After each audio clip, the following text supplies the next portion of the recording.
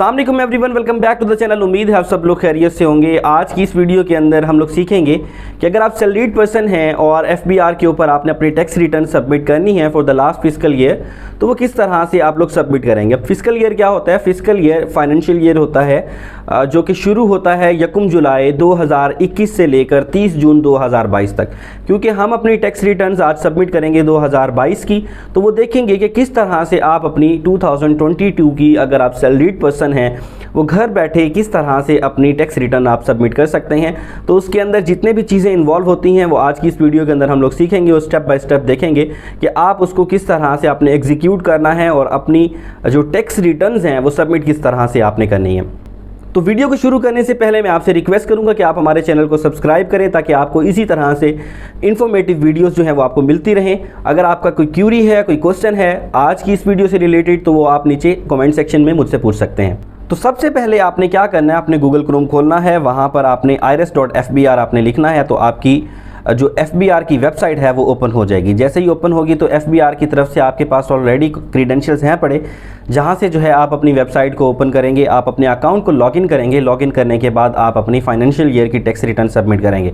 अगर आप लोग ऑलरेडी रजिस्टर्ड नहीं है एफबीआर की वेबसाइट के ऊपर, तो ये यहाँ पर जो है ये ग्रीन कलर का बटन आपको नज़र आ रहा है, तो यहाँ पर जाकर आपने अपने आप को रजिस्टर कर लेना है। सिंपल प्रोसेस है। वहाँ पर आपने अपनी CNIC से रिलेटेड इन्फॉर्मेशन देना है, अपना मोबाइल नंबर देना है, ईमेल देना है, आपको कुछ OTPs आएंगी, वो OTPs आप लोग सेंड करेंगे और आपके पास जो है एफबीआर की तरफ से CNIC नंबर, पासवर्ड और पिन, ये 3 चीज़ों जो है वो आपकी ईमेल के ऊपर और आपके मोबाइल नंबर के ऊपर वो चीज़ें ये सेंड कर देगा। तो ये ऑलरेडी अकाउंट हम लोग बना चुके हैं, तो इसको हमने सिंपली क्या करना है, लॉगिन कर लेना है। तो लॉगिन करने के बाद जो है हमारे पास ये नदीम सर्विस आपका अकाउंट है, ठीक है। तो इनकी टैक्स रिटर्न जो है वो 2021 की ऑलरेडी मैं सबमिट कर चुका हूँ। अब हमने यहाँ पर टेस्ट करना है कि 2022 की अगर टैक्स रिटर्न हम सबमिट करें तो वो किस तरह से करेंगे। तो बेसिकली ये सामने अब इसका इंटरफेस मौजूद है एफबीआर की वेबसाइट का। तो इसके ऊपर यहाँ पर आप लोग देख सकते हैं, ये हमारे पास कुछ सेक्शंस वगैरह आ रहे हैं, रजिस्ट्रेशन आ रहा है, डिक्लेरेशन आ रहा है, तो ये सारी चीज़ें जो है आ रही होती हैं। तो अगर आप सैलरीड पर्सन है, सैलरीड पर्सन के लिए सिंपली आपने क्या करना है, डिक्लेरेशन के अंदर जाना है। यहाँ पर आपके पास फॉर्म्स वगैरह आ रहे हैं। तो नॉर्मल जो प्रैक्टिस होती है उसके अंदर यहाँ पर आपके पास मौजूद हैं कि आप अगर सिर्फ सैलरी से आपकी सोर्स ऑफ इनकम अगर सिर्फ सैलरी है तो 100% सैलरी वाले यहाँ पर फॉर्म्स भी मौजूद हैं। मगर जो नॉर्मल प्रैक्टिस है वो क्या है कि नॉर्मल रिटर्न वाला फॉर्म जो है उसके ऊपर क्लिक किया जाता है।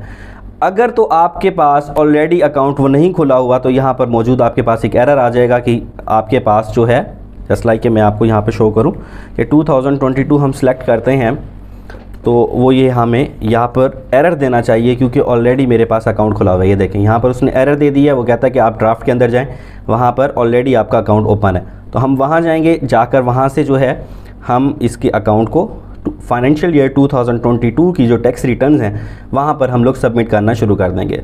तो अब ये नदीम सर्विस आप जो हैं ये सैलरीड पर्सन है, इन्होंने मुझे बताया कि ये अपनी इनकी इनकम जो है वो कहाँ से जनरेट होती है वो उन्होंने मुझे बताया। और वो ये कुछ चीज़ें हैं जो आपको पहले से कैलकुलेट करनी है, जो कि मैं आपको बता देता हूँ। अगर आप सैलरीड पर्सन हैं तो आपने अपनी ग्रॉस इनकम जो है वो कैलकुलेट करनी है कि आपको साल के अंदर जो है 1 जुलाई 2021 से लेकर 30 जून 2022 तक आपकी कितनी इनकम थी, वो सारी के सारी आपने कैलकुलेट कर लेनी है। वो कैलकुलेट करने के बाद आप यहाँ पर लिखेंगे। उसके अलावा जो कुछ चीज़ें आपको चाहिए वो उसके अंदर जो है आपने क्या करना है, आपने अपने बैंक जाना है। बैंक जाकर आपने लास्ट ईयर की, लास्ट फिस्कल ईयर की आपने अपनी बैंक स्टेटमेंट निकलवानी है। क्योंकि जब आप अपनी वेल्थ स्टेटमेंट बना रहे होंगे, वेल्थ स्टेटमेंट के अंदर आपने मेंशन करना है कि ये आपका HBL का अकाउंट है, अलाइड का अकाउंट है और 30 जून को यहाँ पर इतना बैलेंस मौजूद था। ये चीज़ें वहाँ पर मेंशन करनी होती हैं। उसके अलावा जो है अगर आपने कोई प्रॉपर्टी परचेज़ की है तो उस प्रॉपर्टी की डॉक्यूमेंट्स होनी चाहिए। आपने कोई एडवांस टैक्स पे किया हुआ है, ऑलरेडी आपकी इनकम 6 लाख रुपये है, मगर आप 6 लाख इनकम है आपकी, मगर आपने जो है वहाँ पर 5,000 टैक्स पे किया हुआ है। जस्ट लाइक आपने बाइक ली है, मोटर बाइक के ऊपर 5,000 रुपीज़ आप एडवांस टैक्स उनको पे कर देते हैं। तो वो किस तरह से यहाँ पर आपने एडजस्ट करना है, ये सारी चीज़ें जो है पहले आपके पास डॉक्यूमेंट्स मौजूद होंगे जिसे आपने यहाँ पर फिलअप करते जाना है ताकि आपका टाइम बच जाए।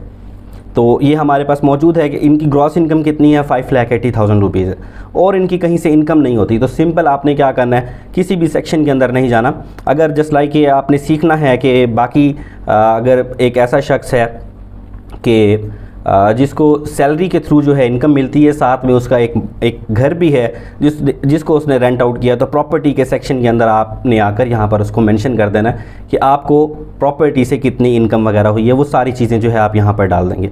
तो सिंपली उसके बाद एम्प्लॉयमेंट के अंदर आपने बताया कि आपकी कितनी 5,80,000 रुपीज़ आपकी सैलरी थी, वो सारी आपने यहाँ पर डाली है।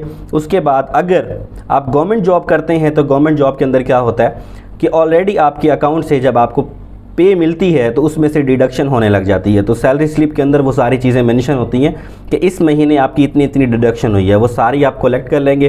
कलेक्टिवली फिर आप लिख देंगे कि आपकी कितनी टैक्स डिडक्शन हुई है। कि मिसाल के तौर के ऊपर कि आपकी लास्ट ईयर जो है वो 6 लाख रुपए तक रिलीफ था। अगर 6 लाख रुपए तक आपकी सैलरी है तो उसके ऊपर ज़ीरो टैक्स था, ठीक है। मगर आपने टैक्स फिर भी पे किया है, वो कहाँ पर आपने उसको एडजस्ट करना है, वो आपने यहाँ पर नीचे इस सेक्शन के अंदर आना है, एडजस्टेबल सेक्शन के अंदर, और यहाँ पर आकर आपने लिख देना है कि आपकी यहाँ पर जो है डिडक्शन हुई है। अब हमने देखना है कि इन्होंने एडवांस टैक्स पे किया हुआ है प्रॉपर्टी के ऊपर। इन्होंने ये प्लॉट बेचा था जिसके ऊपर DHA के अंदर इनको 7700 रुपीज़ इन्होंने एडवांस टैक्स पे किया था। एडवांस टैक्स अगर आपने देखना है FBR के ऊपर, कोई भी आपके पास आता है या कोई भी शख्स है जिसको नहीं पता कि उसने कितनी टैक्स की कैलकुलेशन वगैरह की है, कितना पे किया है, तो उसको क्या करना है, FBR की वेबसाइट के ऊपर जाएगा, वहाँ पर जाकर FBR मालूमात वाला जो सेक्शन है वहाँ पर जाकर अपना अकाउंट लॉगिन करेगा। तो FBR का जो सिस्टम है वो आपको वो नादरा के साथ कनेक्टेड होता है, वो आपको बता देगा कि आपने यहाँ पर जो है टैक्सेस पे किए हुए हैं। तो ये वाला टैक्स भी हमने वहीं से निकाला है जहाँ से हमें पता चला कि उन्होंने 7700 रुपीज़ DHA में जब उन्होंने प्रॉपर्टी अपनी बेची थी वहाँ पर उन्होंने एडवांस टैक्स पे किया हुआ है, जो कि एडजस्टेबल है, हम कर सकते हैं फाइनेंशियल ईयर 2022 के अंदर। तो हमने यहाँ पर इनका 7700 रुपीज़ जो है वो एडजस्ट कर दी है, जो कि इनकी जो इनकम है वो ऑलरेडी जो है 6 लाख रुपए के अंडर है और उनके ऊपर कोई टैक्स वगैरह नहीं पड़ता। तो ये जमा हो जाएगी। अगर नेक्स्ट ईयर के अंदर अगर वो ज़्यादा पैसे कमाते हैं तो वो उसके अंदर हम इसको एडजस्ट कर सकते हैं। इसके लिए कुछ सॉल्यूशंस होते हैं कि आप उनको जो आपका RPO होता है उसको आप लिख भी सकते हैं लेटर वगैरह कि आपने एडवांस टैक्स जो है वो ऑलरेडी पे कर दिया है, हालांकि आपके ऊपर नहीं बनता था। तो वो उसका एक प्रोसीजर होता है, मैकेनिज़्म होता है, जिसको हम फ्यूचर के अंदर यहाँ पर डिस्कस भी करेंगे कि किस तरह से आप क्लेम कर सकते हैं कि ये मैंने ज़्यादा टैक्स पे कर दिया जो कि मुझे वापस किया जाए। अच्छा, इस सेक्शन के बाद हम लोग आ जाएंगे पर्सनल स्टेटमेंट, पर्सनल एक्सपेंसेस वाले सेक्शन के अंदर।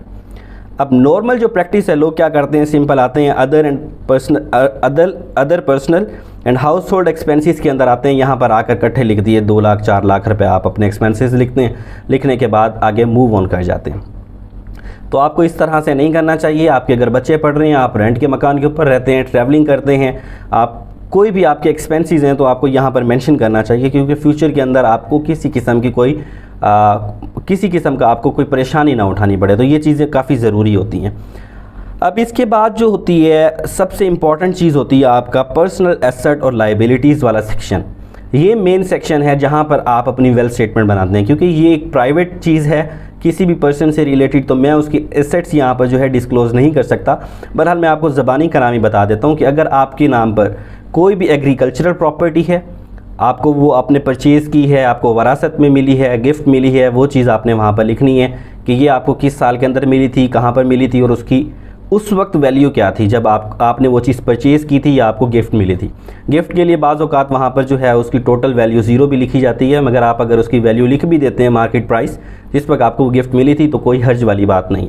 उसके अलावा आपको बताना है कि आपके पास गोल्ड मौजूद है, आपकी मिसेस के पास, आपके पास जो पर्सनल आइटम्स हैं वो मौजूद हैं या नहीं हैं, कोई प्रीशियस आइटम उसके अलावा आपके पास मौजूद है या नहीं है, गाड़ी है, बाइक है, उसके अलावा जो है बॉन्ड्स वगैरह आपने अगर अपने पास रखे हुए हैं, कोई इक्विपमेंट है आपके पास, जितने भी आपके पास एसेट्स हैं, इवन कि मैंने ये घड़ी पहनी हुई है तो ये मेरे पर्सनल आइटम्स के अंदर आती है, तो वो चीज़ भी मुझे उसके अंदर डालनी है कि ये पर्सनल आइटम मेरे पास 6 लाख रुपए के, 10 लाख रुपए के ये मेरे पास मौजूद हैं।